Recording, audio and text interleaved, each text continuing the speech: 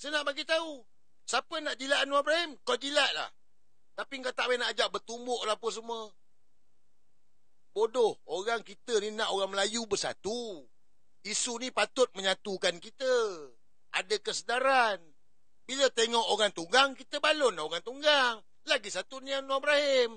Dia tunggang isu sumut. Dalam masa sama, dia jemput Trump datang. Dalam masa sama, dia sokong plan Gaza Trump tu. Untuk Hamas letak senjata. Gaza diberikan kepada Trump untuk ditadbir. Tak ada otak ke? Tak boleh fikir ke? Oh, tak setuju ni semua. Aku tak adalah terror ni, Poteh. Kan? Tapi aku nak bagi tahu, Poteh, ni bukan bidang kau, Poteh.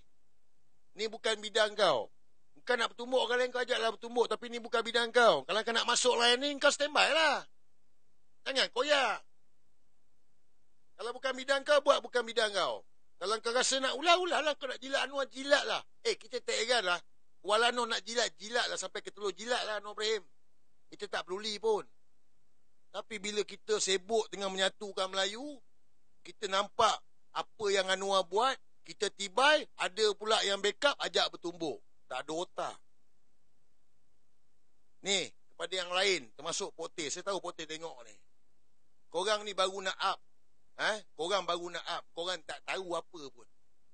Saya pun tak tahu apa. Tapi bila kita tahu, kita cakna lah. Kita fikir, ada sesuatu yang besar yang berlaku dalam dunia ni.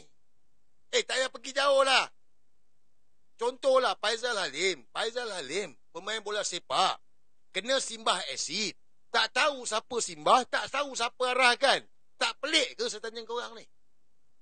Contoh Faizal Halim, kena simbah asid.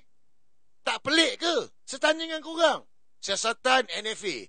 Pelik ke tak pelik? Pelik lah. Itu baru Faizal Halim. Baru satu contoh. Ada berapa banyak lagi yang berlaku dalam dunia ni. Tapi kalau kita tak berfikir, tak nampaklah kita. Bila kita fikir, kita nampak. Dunia ni dikawal. Siapa yang kawal? Inilah New World Order. Jangan lupa subscribe dan tonton video penuh di Suara Dunia.